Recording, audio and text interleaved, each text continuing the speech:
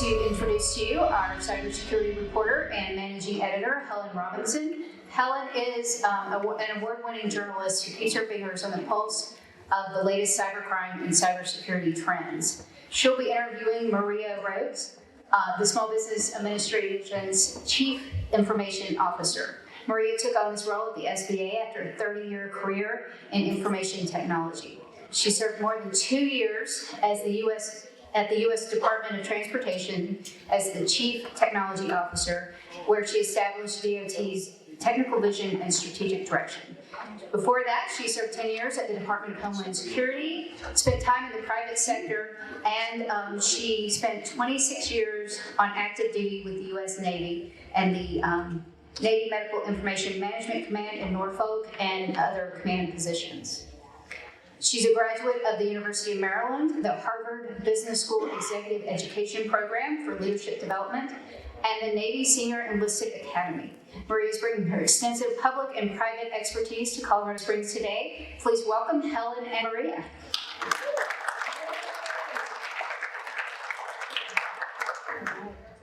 Can everyone? Yes, everyone can hear me. So we're looking forward to a long chat. I hope everyone's been to the bar. If you don't know where it is, April can tell you.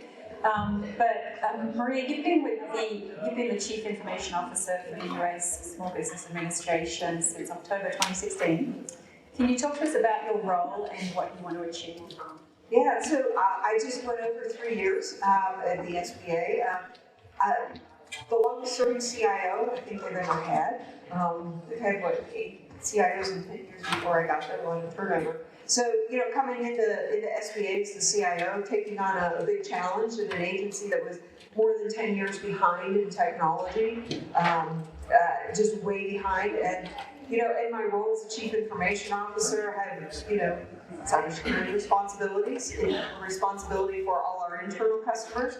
I'm also the senior accountable official for privacy, so the Chief Privacy Officer, as well as the Chief Information Officer. So everything related to technology and IT, privacy within the agency, I have responsibility for, as well as working with all of our program offices on all of the external facing systems that we have. Some of you may use some of those, the Certified program and some of the others that we have.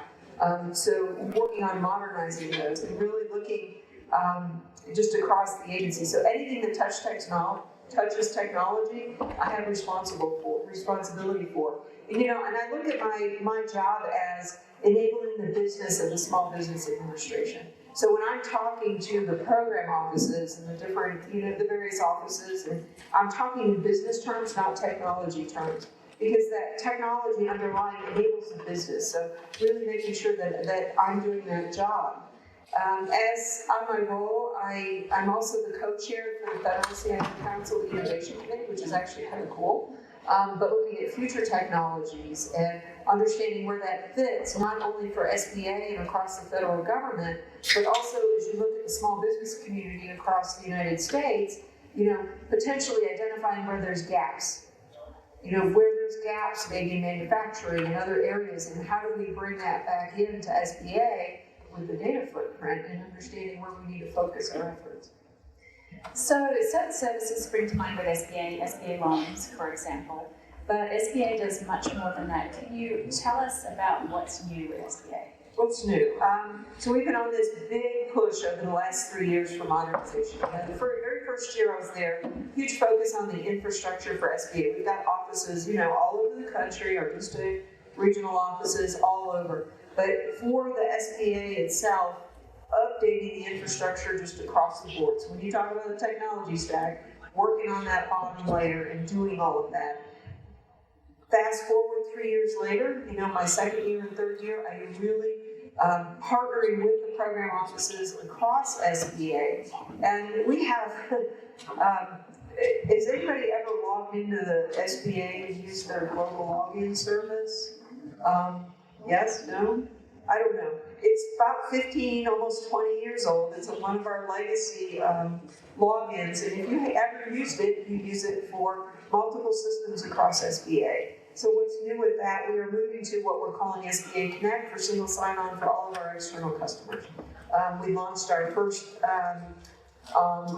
program office on that, and that was Office of Investment and Innovation for our SBIC web program. It was out of necessity because their system was being held together on bubble gum and duct tape, a little bit of baling wire, and you had to make some immediate changes to it. And one of those was moving off of that old GLS and onto what we call SBA Connect, so we can get to single sign-on for our customers.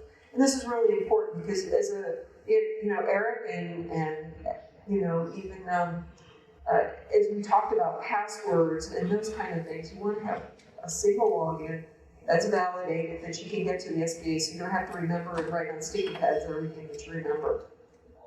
For our partners, we have a system that's called EDMIS, the Entrepreneurial Development Information System, where all this information from about 200 of our partners upload the training and counseling activities that they conduct. That's another system that's 15 to 20 years old. So this year we're modernizing that system, bringing it onto a common platform that we're building out for the agency, and laying the groundwork for that. So really for our external customers, doing a lot of that work. For SBA, we run a $30 billion fund of funds private equity fund, right? So, instead of running on, trying to keep up with all of that on multiple databases and spreadsheets, we're actually moving to a software as a service solution for that. And that's really going to be a game changer for that office to be able to consolidate instead of working in 6 different stovepipes within that office for the licensing and all the other activities that they have, that we're actually moving to a SaaS solution. So again, modernizing, and our customers, all of you here, will be able to see that. Working with our veterans office, BDD, helping them with modernization, coming on a common platform across the agency. So a lot of work in that space and a ton of work around data. So what's your greater vision for SBA working with small businesses? At SBA, one of the things that was really obvious to me when I got there was that we have all these program offices, we have veterans, and we have all the different certification programs for HUBZone and Women-owned, and all these, we have 18 different counseling and training programs. From where I saw very quickly that we did not have a 360 view of our customers. So think about those 30 million small businesses across the United States, and your information is very stovepiped across the agency. We don't have a good 360 view of you as a customer. So I'm going to pick on you, Daniel. If you're a customer of us in the front, you interface with each office separately. And one of the things that I'm building is building out that 360 view of the customer. I'm not talking about technology here. I'm doing all the technology behind the scenes. But part of that vision is to get to that 360 view of our customer, so that each of the touch points along the way. And then how about, once I know that you went to an SBDC and you built out your cyber business plan, and you're marching along, and then you got a microloan for $25,000, and then you went and got some more counseling, and then maybe you got your certification for a women-owned. And oh, by the way, you happen to be a veteran too, so you might get a certification in that. Starting to tie all of that together. But guess what? If I can see all those touch points for the SBDCs and for SBA, how about if I get predictive about that? That I can say, as we're looking at the data and the information, that I know that I should queue up, this is what's next. This is what you should be paying attention to move us to be proactive rather than reactive. But laying the groundwork for that, I think, is really important to get to that 360 view of the customer. And once we start doing that, we're already doing a lot of work with Power BI and other, graphical interfaces, so that we can, geospatial. Think about geospatial, taking that data and understanding what's going on across the country and elsewhere, and where there's pockets of, innovation or different manufacturing, or where there's gaps, and using that data, identify that. So, folks like the SBDCs and the SBA can really start identifying where we need to focus our efforts. And when you think about the future, right, let's talk quantum computing, right? That's off there a few years, a little bit. But the work going on around the manufacturing is already underway. And where is the gap in small business? Maybe there's a gap in the cooling sector, maybe in the lasers, maybe in some of those other capabilities. But how does SBA target that to say, you know what, across the country we have a gap in manufacturing as it's going to support in the future for quantum computing. That's where my vision is, looking at SBA and being able to do some of those things. So that's what I'm building behind the scenes. So from where you sit, what is going on at a federal level that we need to know about? Oh, there's a ton going on at the federal level, but you knew that already. One of the challenges I think at the federal level is that, you know, the realization a few years ago that there's tons of cybersecurity training going on. Every federal agency was doing it, every state, every local, everybody was doing training. And with DHS earlier this year, we partnered with DHS, and there was legislation around this, and we completed the cyber security strategy to work with the SBDCs and start standardizing the training across the SBDCs and how that training is offered. So we're working very closely with DHS on that. In addition, Congressman Rubio is putting forward some legislation where the SBA will be the clearinghouse for cybersecurity, the training material. Because when you look at the resources that are available, there's a lot of really good stuff out there. But as a small business owner, how do you get off the dime and how do you get off stage one and move to the next level if you're seeing stage one everywhere in the training and you can't get to level two? Great, I did a cybersecurity plan, but what's the so what? What do I do next? How do I execute against that? How do I take the next steps? And getting off here's the basics, here's the 101 for cybersecurity. Okay, that's nice. But what do I do next? And taking it to the next level and the next level beyond that. So across the federal government, there's a lot of work underway to really take a hard look at that training, standardize it, and bring it together so the messaging is the same, the quality of the training is the same, because it's not the same across the whole country. I know a couple of our speakers today have touched on this, but supply chain risk management is a growing concern, especially for small businesses looking to work on government contracts. Tell us about the work SBA is doing in that area. Yeah, so the NDAA, the National Defense Authorization Act, recently, the supply chain is a big deal. If anybody read it, I think it's section, I forget, it was 889 in the NDAA, talks about anyone who's doing business with the federal government, with DoD, any of your sources cannot be from Chinese companies. That language is in there. That's got implications for small business. Somebody mentioned earlier in one of the sessions, knowing what your sources are.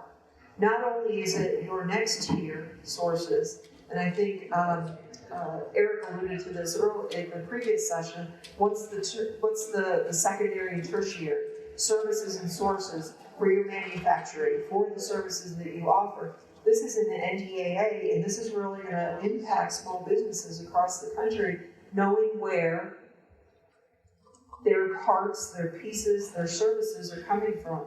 When you look at Huawei, in the press earlier this year, and the network equipment that they were providing, I know that there's small businesses out there that are using that equipment. That equipment's vulnerable. Across the federal government, we did a big sweep to make sure that nobody was using any of that equipment. But I know there's small businesses that are supporting networks for education systems and others. And guess what? That's got a big impact on small business, because all of a sudden, great, I've got products that are manufactured, Chinese manufactured, and I'm not supposed to be using them, but I've got a huge investment already. Now I got to spend money to replace it. That's a big cost driver. But you have to balance that cost against, when you look at the nation and the security of the nation. So there's a lot going on in the federal space. What do you see as the greatest information security or cybersecurity challenges facing small businesses in the United States today? And how's the SBA helping with those challenges? It's been hit on throughout the day, and I can't reiterate enough. Hitting the basics. We talk about, 97, 98, 99% of the threats come in via email. Daniel earlier had that whole list of stuff, right? A lot of those threats come in on email and somebody just looking at it and clicking, saying, oh, yeah, this looks good. And I'm going to give you an example of that happened at SBA, where somebody clicked on it and she actually had an engagement of about 8 to 12 emails back and forth with somebody. and it was our chief of staff, our prior chief of staff, and somebody kind of mid-level in the HR department. An email came in. She looked at it, and it looked like it was from the chief of staff that said, "Hey, I want to change my direct deposit information. Can you help me?" Of course, she's kind of mid-level in the HR organization. She's senior enough to have known better. I'll just put it that way. But she responded and said, "Hey, great, yeah, let me know how I can help you." So the impersonator came back and said, "Okay, great, yeah, I'm busy right now. I'll get with you in a few minutes." So they went back and forth about a dozen emails almost, and it got right to the point where the impersonator came back and said, "Here's my new direct deposit information. Go ahead and make the change for me." Yeah, it got that far before this person kind of went, "Wait, something's not right." This happened at SBA. This could happen to anybody, and you have to really pay attention. And we've been doing training, phishing exercises, and our folks I think we've gotten paranoid within SBA. And you should be paranoid as a company if you don't recognize something. If there is a shadow of a doubt, and you kind of go, don't click on it, don't respond to it, don't answer it. Don't do that. And I think that's where a lot of the threats come in. It's the viruses and the malware, and it all originates. It's coming in from email. I mean, some of the things we talked about today, the USB drives, don't pick it up off the coffee shop or wherever it is. Don't do those things. USBs, don't share them. All those general practices for small businesses. You have to pay attention to those things, and that's beyond just having the cybersecurity business plan. That's putting things into practice. A lot of CISOs say a consistent problem is that small businesses tend to approach cybersecurity as an afterthought instead of a precondition for doing business. What's your advice? How should people starting businesses or expanding their businesses be tackling cybersecurity, especially when their financial resources are probably already stretched? Yes. I think paying attention, a business plan, a cybersecurity business plan, that's been reiterated throughout the day today. But putting it into practice and thinking through, I think I sat in on the Microsoft session earlier today. I'm not, advocating Microsoft or anything by that, but I'm using them as an example of, how you have visibility in your organization, the alerts, the dashboards, what your employees are doing. And do they, how do you tighten down the controls if you have a business, even if it's 10 people or 5 people, and it's your family. It's the old saying of trust but verify, keep doing that. I mean, even if you have a family of 5, people make mistakes. And get your arms around that, having, maybe those standard configuration on all of those laptops. Don't do your personal business. Don't do company business on your personal laptop. Separate that work out. You have to do that. You have to segregate that. If you have a receptionist sitting, or somebody up front taking orders, don't leave the computers logged on. Don't leave them. I mean, this goes to the physical security of somebody walking in the door as well or having access to your information. But paying attention and knowing that maybe you lock down so people can't plug anything into that USB port. Very simple, but it's effective, and that doesn't cost money. You can lock that down, but it's those little things. We've talked about a number of changes that you've made. Are there some other changes we haven't touched on that you've made or you're looking to make to improve businesses' interactions with SBA? I talked about some of the external facing. A lot of the information, I want to talk about data a little bit. I kind of alluded to this earlier, that how can we help the small businesses, right? If we don't have our arms around the data and don't understand our customers. So a lot of the work that's ongoing right now, within SBA, we started a data community practice coming up on about 2 years ago to really get some standardization around business practices and some of the practices around data and standardizing that so that we can have a better view into our customers. Not only is it, the SBA.gov, we don't even call it a website anymore, it's our digital platform. Has anybody seen the changes on SBA.gov over the last couple of years? Okay, it went from this really, I'll share with you that SBA, all of our offices across the country we're using SBA like an intranet. If you ever did a Google search, how many of you did a Google search on SBA and came up with something from 1995? That's true. Stuff. Yeah, I saw you with your hand. We're trying to get rid of that information on SBA.gov and making it much easier, much simpler to find information. Because it was, I swear they were using SBA.gov as an intranet. And that stuff, a lot of the information that was out there, and you know, really working with our offices has been tough because they were so used to working that way. There's been a huge culture change within SBA on a lot of these changes that we've made over the last few years to really make the information that you need readily available and quickly accessible so that you can click, and get to it without, you know, clicking 12 times or getting something from 1995. It's just ridiculous when you do that. So, you know, in addition to using our data and our public-facing, upgrades and a lot of things we're doing, it's getting the players and the information behind the scenes up to date and current. I wonder if you want to talk about certified.sba.gov a little bit. I think we talked about SBA Connect, but we maybe didn't talk about that. Yeah, certified. We're a lot of work was going on before I got to SBA on the certified programs. Anybody ever logged into certified? You have certification, a couple people. So you've probably seen some of the changes over time. So there's a new interface where you log in. We're doing some work behind the scenes on certified, and there's a few things that the MVP will come up in January of this year. So the old certified program, there's anybody who's had to have a certification for Hubzone or Women-Owned or pick your certification, they were all independent systems behind the scenes, and they were all really old. And over the last couple of years, we've updated the interface. We're still working on some of the legacy systems. Those should all be gone this fiscal year. That's our target, get rid of all the old things behind the scenes. But continuing to improve the customer experience.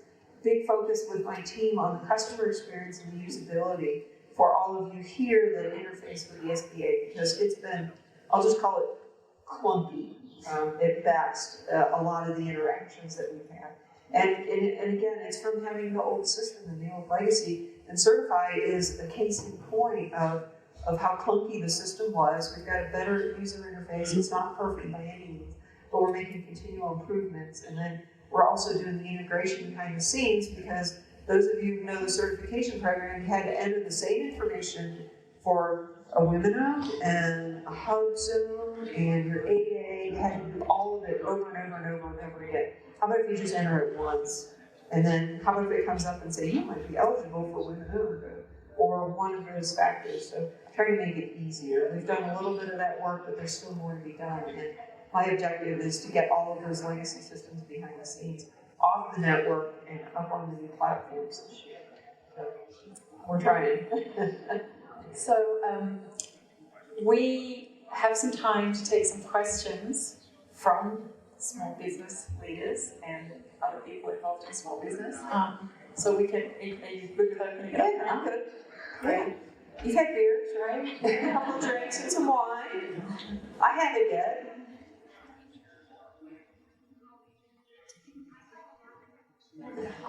Yes, ma'am.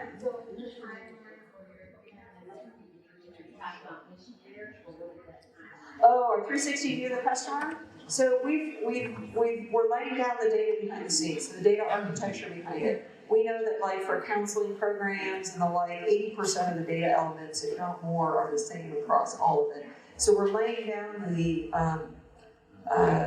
data layer behind it and the tools behind it to get to that 360 view. We've worked with our advocacy office. We're working with GCPD, our government contracting business development, the certified program right now. We're working with OED, the entrepreneurial education and development office, working with them now. I'm not a proponent of the big bang approach, so this year we are working with a number of the offices, little by little, bringing them on board. It's going to take probably about 18 months or so till we get to that full 360. I'll just say 24 months to be on the safe side, but it's taking time because we've got so many legacy applications within our environment, and bringing those on board as we modernize. You know, I want to get a lot of those legacy off the network this year, but we also have some big systems that aren't legacy, but we need to build out the APIs to be able to interface to get to that 360 view. So we're going to get to it over time.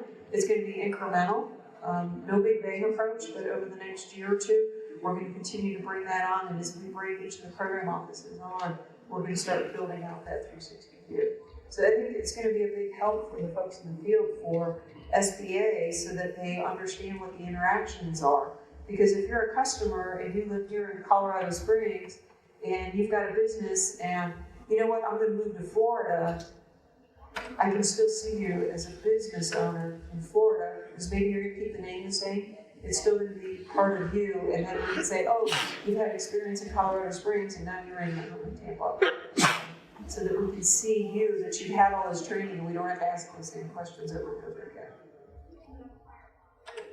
Ms. Roat, thank you for being with us today. A hypothetical question. Assuming that this hypothetical small business wasn't sunk by a data breach, I guess it's 60% of small businesses will fail within 6 months. Yeah. How would they now pass that, even more so pass that small business to recover, or recommendations you make for them to recover from a data breach? You can talk about PR, you can talk about technological, you can talk about training. Yeah, because I think some of the stats I've seen on small businesses, like you said, 60%, I know it's more than 50%. And, over the course of 6 months, that's $500,000 in loss to the business. It's like you said, the PR piece of it, it's, the reputation, it's technical, it's data that's lost, customers, you lose customers, and it's potentially over $500,000 for small businesses.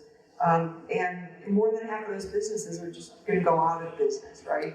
To your question, hypothetically, what would happen? Okay, it's a choice. Do you go out of business or do you restart again? How do you do that? And do you focus on, do you have a good client base, right? What data was lost? Did you lose everything? What was the nature of the breach? I think there's some speculation in there. But from a technical perspective, maybe your infrastructure's there, somebody got your data and they exfiltrated your data, understanding what the impact of that is. And did you think through that as you were doing your cyber business plan on what the risk is if your data is stolen? Right? Do you have credit card information? What is the information that you have that you need to protect? And I think from a business owner perspective, how far do you go in recovering your business? You got to really think hard about that. I don't know that I have a good answer for that. Because technically, okay, great, I lost all this data, I'll rebuild my business. You started the business from scratch once. Do I have to start from scratch? Did I lose my customer base? Or do I continue to engage that same customer base? And then I just have to rebuild from that perspective. I think that opens huge, from a business perspective, that's hard to answer, right? There's so many options and there's so many variables. Did you lose, credit card information? Do you have to notify your customers? And maybe your business can continue on and keep going. Were you working with the government and all of a sudden you lost all your information and now the government says, can't do business with you anymore? That's a huge impact, right? So there's a lot of, I think, variables in that question, and it's a lot for a business to think through. And you have to build that in when you start your business, not as an afterthought and go, oh, I should have thought about the risk. Too late now, everything's gone. You got to think through that questionnaire and with the resources there, go through that checklist and say, have I thought through this? Even if you have a family-owned business, go through that checklist. Trust but verify. It could be your buddies, but you got to secure the business and pay attention to that. So you don't end up with, $500,000 and then what if your customers sue you?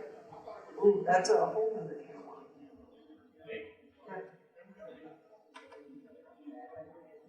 If you have a question, please speak up because we can't get a handheld around right now, unfortunately.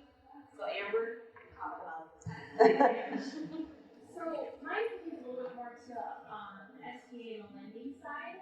You touched on it a little bit today in reference to some of the business lending requiring some type of cybersecurity insurance or protection in place. What's the SBA doing to have business and conversations during the lending process, and is there some options during that conversation in the lending process for an SBA to customers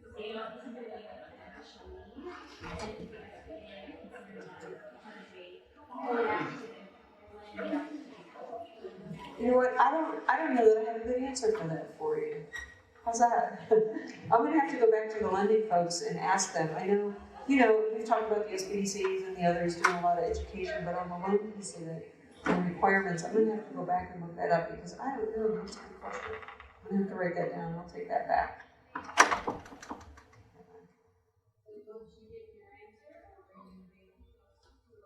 Yeah, I'll share it out. I'll give it to you, or I'll get it to you. There you go. The local SBA lenders also in Colorado, and Yeah. I do want to share, at SBA, cybersecurity is just huge within the agency. The work we've done over the last 2 years has really put a fine point on, the data that we have, the data that we own, the importance of protecting that data. SBA in effect runs a bank, right? We do loans, billions and billions of dollars in loans, $30 billion in private equity. During Harvey, Irma, Maria, the hurricane, $7 billion in loans for homeowners and businesses. Most of that is homeowners. And in fact, we run a bank, and it's on us to protect that data. And 3 years ago, I couldn't see what was going on, across SBA and internally, and what was happening with the data. Today, I can. 2 years ago, as we started turning up all the tools and getting our arms around it, maturing and understanding what was happening, everything from, I'll give you an example of something we saw, which is kind of funny.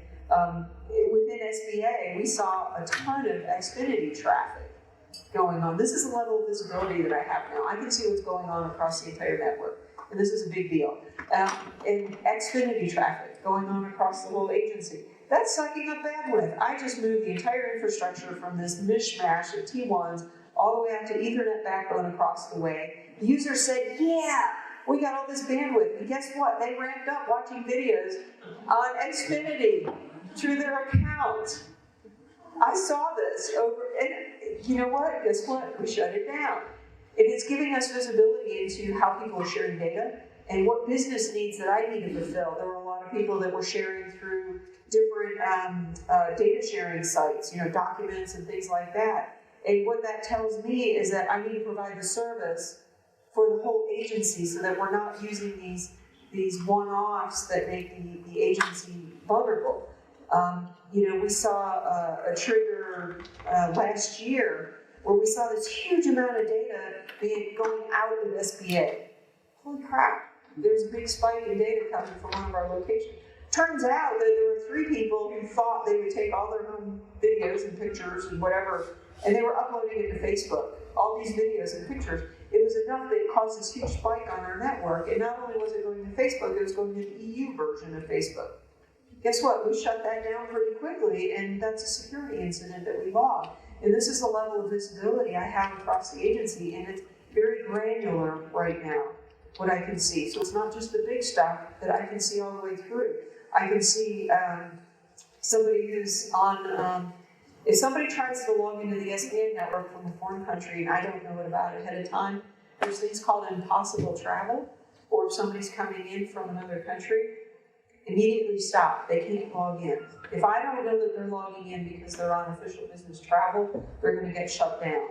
There's things called impossible travel, right? If I logged in from Colorado Springs right now into my account, great. If I logged in 5 minutes from now from California or somewhere else, that's impossible travel, and there's flags and triggers on that. That's not possible. So we're doing a lot internally to protect all of your data so that we know where the data is, how it's moving, and how it's being stored across the agency. So when I talk about data and getting our arms around it in the last few years, it's been a big lift, and all for the good of your data, believe me, so we know what's going on and how your information is being shared. Privacy is a big deal. We don't want any cybersecurity, we don't want any privacy breaches, and that's very important for us that we maintain and protect the data. Yes, sir. I want to say thank you for coming out and sharing what you're doing in the community as well. And my question is going to go along the DoD side and compare to if you're doing something as well for the small businesses. So yesterday we had a conversation with Katie Arrington, the CISO for Undersecretary for Acquisition, the focus of that discussion is next year, 2020, the CMMC, the Cybersecurity Maturity Model certification, which is now a federal acquisition regulation requirement for primes, subs, 2 or 3 layers deep. I actually have conversations with other small business clients earlier this week, specifically looking at partnering with the prime, and now they're having to look at cybersecurity like the CMMC certification. Are we doing anything like that? Any resources from the SBA to help small businesses achieve that type of certification? Yeah, this is where, our partnership with DHS is as we're laying out what that cyber strategy is for the training and the education. That's a big piece of it. We've talked, I've talked with the folks over at DHS about this. That maturity around that you're talking about, this has been around for a while, and it's been recognized across the federal government. That includes the DoD as well. Knowing, what those contractors are and the subs, right? Everybody behind it, and having that certification. So this has been under discussion for quite some time, and now it's going to be reality in 2020, right? It's real, and working with DHS and the education, I think, they're working as hard as they can, trying to get the word out on that. And I think forums like this, maybe next time we have a deep dive on some of this and getting the word out, so that what it's going to take to do that, because it's a big lift, but it's important. So when you talk about the security of our nation on a bigger picture, and you're doing work with DoD, it's not enough that the prime contractor has the certifications. That the partners all the way below that, the secondary, tertiary, fourth, all have that, because you have to have that line of sight. I can tell you, working in tech, a couple of jobs ago, working with the cloud providers and who's going to be the service providers, and somebody's a cloud provider, but they've got all these other partners that are also working on their network, and you don't know who they are, where they're coming from, and this is why this legislation and all these requirements are coming out, because not having that line of sight and that visibility. And you're spot on that the training needs to continue and it needs to be a push. And this is where we're working with DHS and the SBDCs, as well as trying to centralize the training. And DHS has got a site that's up already. I haven't looked at recently what they have on this particularly, but it's critical. It is.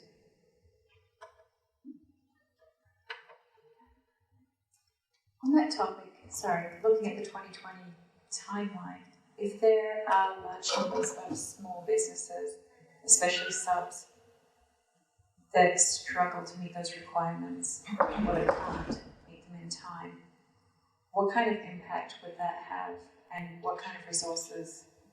This is, and I think this is where so when you have big companies, some of those mentor protege programs, I think are spot on to be able, they should be helping on this. Are you familiar with the mentor protege program?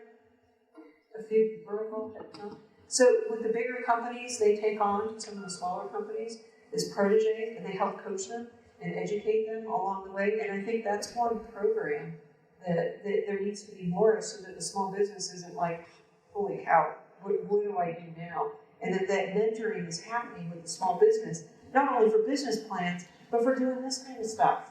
That's critically important. I think the mentor protege could be a really good one for this type of work if they're not doing it already.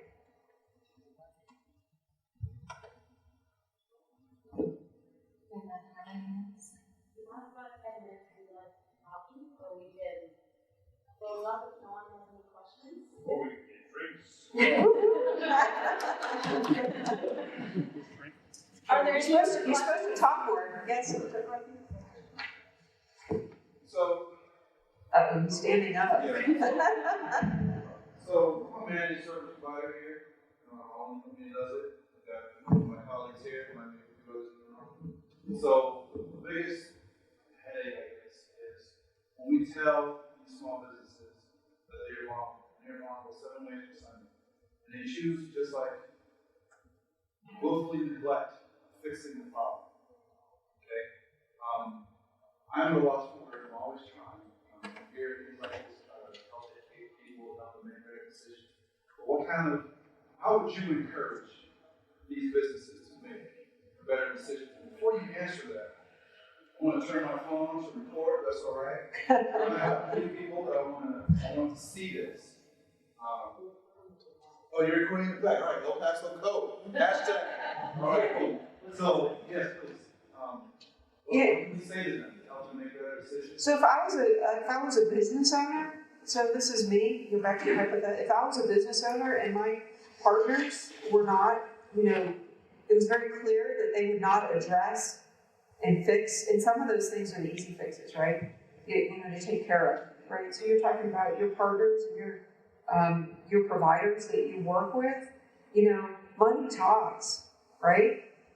They want to pick the chief person that, I don't want to call names, but there are companies that they have no certs and they have an incredible marketing budget. So you see them all over TV, they suck. Yeah. They have no skills, it should be in your business. But that's what people think is that's what I should use. Or they want to pay $25 an hour for IT support, and it's unrealistic. So how do we help guide them to better decisions? I think that comes to education, right? So, as a small business, you don't have $50,000 to spend a year on this, right? How do we train small businesses to recognize that these are fly-by-night companies, that they don't have the certs and they don't have the credentials, that they're not the right ones to be supporting my business, right? As a business owner, you gotta be smart about this. You gotta be smart about it, and you just can't ignore it, and you can't willfully ignore it. If you're a business owner and you wanna pay for a fly-by-night and that you get hacked, well, shame on you. But if I was owning a business, I would do my homework. You do your homework to start your business. You do your homework to be smart on finances. You do your homework to have a business plan. You do your homework to get a loan. You do your homework to get a certification, as a business. You do your homework to do these things. Why would you not do your homework to be smart about cybersecurity and to make yourself vulnerable? That just does not compute in my head. So, I'm not surprised it doesn't compete. But I meet people every day that it doesn't compete, right? I mean, everything you said, they don't care. They still don't do it. So then we have House Bill 1128 here in Colorado, right? And I'm sure you reviewed it and looked at it. But people are still getting breached that I know of. Names of businesses and the names of homes, I know them. And they're not reporting anything. And they're still in business taking people's card numbers and personal information. And they've been breached over and over. They're not telling anybody. So what is your opinion on the effectiveness of our data privacy law in the state of Colorado? Since it doesn't seem to proactively go after or do anything to stop people from being irresponsible. So I haven't read that, so I'm not real familiar with it. But how do you stop that? I mean, that's the $50,000 question. Has the SBA thought of a program to be proactive, maybe auditing companies at random that are responsible for personal information, just to see if they're applying to use it for education for what we want? And then 6 months later, come back and look, this is not fixed. We're going to have problems. I know, because if you look at the federal government, right, we have FISMA, Federal Information Security Management Act, right? There's all these controls around cybersecurity. It's not just compliance, it's about the actual active engagement and managing security, if you will. How does that translate to these companies? This goes back to your question, right? As the federal government, we have FISMA, we have FedRAMP for the cloud, we have all of these things in place, but how do we get to that for the businesses? And should there be a certification? Should there be something that I can come in and I can audit? And how do we educate small businesses to ask those questions? What could be put in place? I mean, that's a question. What could we as a federal government, could there be to have those FISMA type requirements for those type companies so that they manage, so that there's not privacy breach? I'm talking out loud here. Because as the federal government, if you're going to do business with me, you're going to have my data, you need to get an authority to operate, you need to align with all of the FISMA requirements and controls. And it's not just a compliance exercise. I audit you and I check you and I run tests and penetration tests and I do all these things and making sure that you're secure. How does that translate to those businesses and how could they get audited? That's an open question, right? What's that standard? Yes, sir. Trevor Bueller, Hammond, Ryan College, I'm not big on government legislation and intervention, and it's not the role of government for me to see that, something like that happen. But there needs to be a resource out there where somebody can say, this company has demonstrated that they're following the NIST cybersecurity framework, and therefore here's this. CompTIA had it's called the Security Trust Mark Plus. They discontinued the certification that was based around the NIST formula, and it's organizations like ours would demonstrate that we have this sort of compliance. It's not something that is driven by the government. Frankly, I don't think the government starts something by the time they implement it, they're going to be 5 years behind. It's the nature of There's a lawsuit on it. Yeah, because I'm not advocating the federal government does it. Using FISMA is the example that we use. But I think you're spot on. What could that be?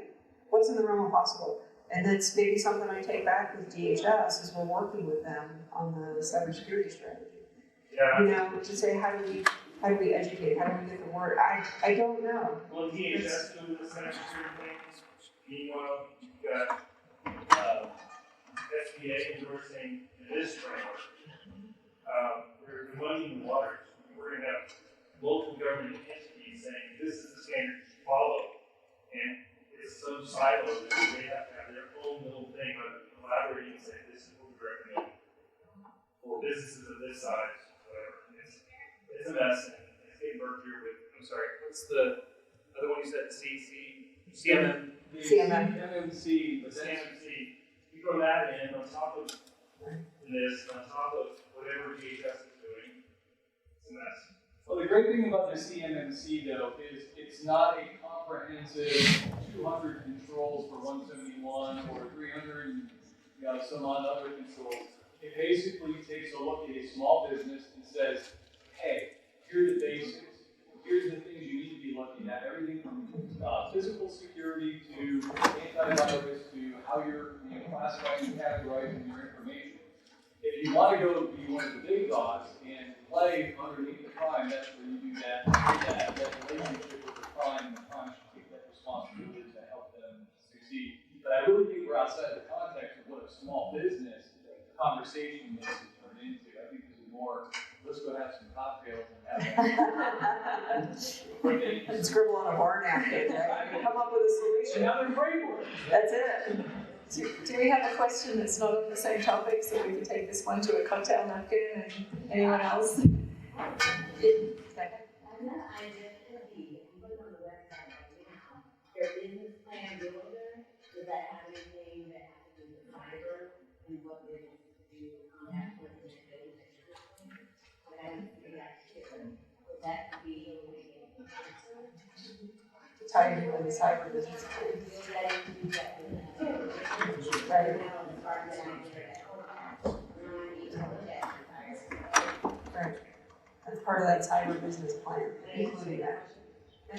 So I'm gonna answer that question with Mark, and I think Mark's about to say something about that, but may I answer that question really quick? So we believe, the Small Business Development Centers are a resource partner of the SBA. So the SBA is a resource partner for small business, right? Yep. We help bring education through SBDCs and SCORES and UCASAs and Women Business Resource Agencies. SBDCs that got together at the national level on the cybersecurity special interest team.